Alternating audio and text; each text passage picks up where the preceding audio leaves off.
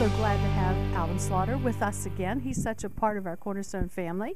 Alvin, welcome again. It's good to be here. It's good to be here. And my wife Joy is with me here. I was just going to have you introduce your wife. Oh, okay. And just tell me a little bit about her. Joy has been a missionary to Haiti for the last 17 years. She speaks fluent Creole, and it's exciting. When we go to Haiti, you know, they think I'm Haitian too. So they speak to her in Creole, and she speaks, and then they speak to me, and I just go yabba dabba doo because I speak nothing. I speak Ebonics and English. That's it.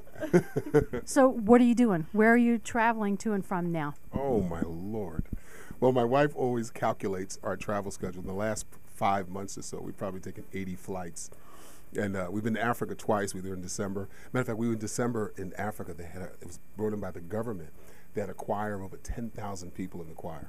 And it was pretty amazing. And then we were just there this past weekend in Nigeria again for a different event. A church opened up their new facility, the second largest church there in Nigeria. And it was just an amazing, amazing event to see what God has done in the last 20 years in that place, from where they were and to where they are now.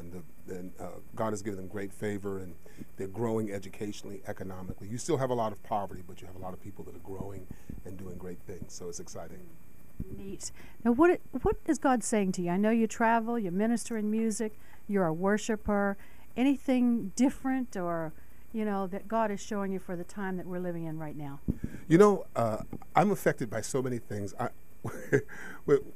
My wife, I'm like a little puppy dog. I wake up earlier than her, and I get all these different things. I'm reading and I'm all this kind of stuff, and I'm kind of waiting there when she wakes up. When she wakes up, I'm like right there like a little puppy, and I'm ready to tell her everything that God's been downloaded in my spirit. There's been so much that's in my spirit. I guess the biggest thing that's been in my spirit now is that so many people are going through so many things in their lives. Just in the last few weeks, a very dear friend of my wife's, she was a missionary in where? Was it Turkey, Kathy? Yeah, Turkey. And just doing a great work there with her and her husband, and ends up getting sick, and then before you know it, it was a quick illness, she dies. People that you hear of, our little granddaughter gets up one morning, just had a cold, had blisters in her mouth, and before you know it, she's hemorrhaging blood, had to get 2 blood transfusions, almost lost her life. Thank God she's doing well now. I've never seen people with attacks. Just this morning, my assistant called me and said that her parents were in a terrible car accident. The car rolled over 4 times. Thank God they made it out alive. There are so many things that's happening in the lives of people. And I think one of the things that the enemy's trying to do is to get people to think that God is not good and that God doesn't care about them. And the thing that it's in my heart is, I haven't really verbalized it a lot, is that in order for us to stay fresh, in order for us to stay alive, in order for us to stay in faith, we must thank God for the things that we do have in the process and not focus on the things that we don't have, the prayers that have not yet been answered, the things that we don't understand in life. If we can thank God for where we are, our faith will be strong. Because see, this is the thing. Your body can be broken.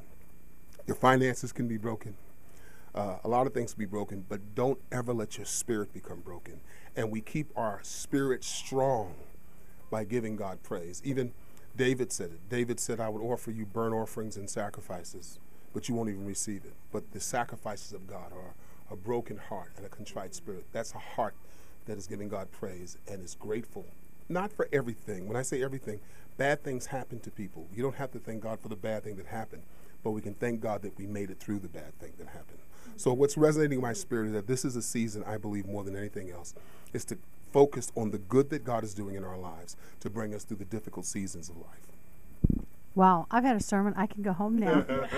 I have one question. Yes. What's it like being married to Alvin? Wow. That's a long question. It's awesome. Well, Next question. It is awesome. No. It's awesome being married to your best friend and doing ministry together. The only thing I find a little bit difficult is the transition of traveling. Going to Haiti, I went to the same people, the same villages. It was like home to me for 17 years. But with Alvin, we're going to a new place every couple of days. So to him, he's like, why are you stressed? This is easy. And I'm like, well, it's different for me. You just don't live a normal life like everybody else. But he thinks it's normal. Yeah. And I want her with me everywhere I go. We're in ministry. We're in ministry together. Yeah. A lot of families have been torn apart. A lot of people are going through things. And I think more than just talking about it, I want people to see this is the woman that I love. This is my best friend. We're in ministry together. We eat together. We eat together. I guess I got stuck there for a second. We bug each other. Like brother and sister. So it's been an amazing season of life. The question really should be, how is it feel being married to her? And she's an amazing wife and a gift to me, and I thank God for that. Well, you're part of our Cornerstone family now. Alvin's always been a part of our family, and we are sing a to song say to people right now, baby. Sing a song. thank you so much. We're looking forward to great ministry Thank you, Linda. and great more reports from where you're going and what God's going to do in the days ahead.